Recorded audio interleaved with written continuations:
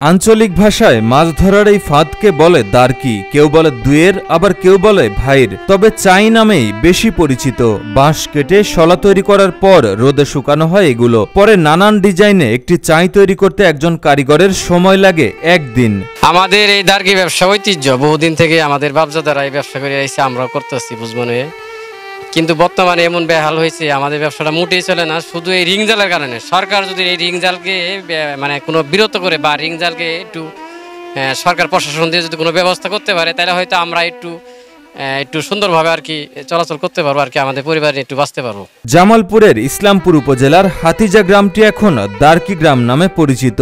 এই গ্রামে প্রায় ৩০০ পরিবার এই কাজের সাথে সম্পৃক্ত।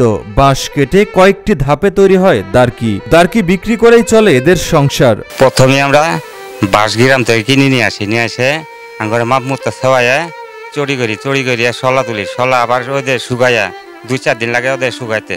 এরপরে যদি বৃষ্টি নামি থাকে তাহলে তার শুকানি দেরি হয়ে যায়, ১ সপ্তাহ 10 দিন জায়গা। আর যদি ওই দৌড়াতে আগে ২-৪ দিনে শুকাইয়া এটাকে আবার ফিনিশিং দিয়ে গুইনে আঙ্গর কতটুকু রাখবো ওই পরিমাণ হিসেবে গুইনে আমরা মানুষ দিয়ে আবার চড়ার আগাইতে নেই। চড়ার আগাইতে নিয়ে তারপর আমরা নিজে আবার ফিনিশিং দিই। দেওয়ার পরে এটাকে বিক্রি করি। একটা চড়া বানাবে গেলে পরে একটা লোকে একটা চড়া একদিনে বানাতে পারে। সনাতন পদ্ধতিতে মাছ ধরতে এখনো প্রচলিত এই বাঁশের ফাঁদ আর মাছ ধরার যন্ত্র তৈরি করতে ব্যস্ত সময় পার করছেন কারিগররা। পেশাতে কিছুটা ভাটা পড়লেও পূর্বপুরুষদের পেশা ধরে রাখতে এখনো এই কাজে আছেন অনেকেই। এক সময় আমরাও এই ব্যবসা করছি, আমার স্বামীও করছে, ছেলেরা ধরে রাখছে। রিং জাল বাড়ায় বন্যার পানি না থাকিয়ে ব্যবসার একবারে শেষ। বর্তমান নাম করে দারকির ব্যবসা বুঝছেন, একবারেই গেছে গা, পানি নেই, একেবারে পানি নেই। যাও একটু পানি আছে, রিং জাল ওই চাইনা জাল লাইনে ধ্বংস করে দিছে। একটা দারকি বানাইতে একটা লোকের সারাটা দিন সময় লাগে। বাজারে নিয়ে গেলে একটা দারকি বেচা যায় ১৫০ থেকে ২০০ টাকা। মানে এই শিল্পটা একবার ধ্বংসের মুখে পড়ে গেছে ভাই। চলার মতো আর কোনো চইলা খাওয়ার মতো ব্যবস্থা নেই। একসময়ের ঐতিহ্যবাহী চাই তৈরিতে স্বাচ্ছন্দ্যে চলত কারিগরদের জীবন জীবিকা। কারিগরদের সুনিপুণ হাতের পরশে তৈরি এসব মাছ ধরার ফাঁদ দেশের বিভিন্ন জেলায় যেত।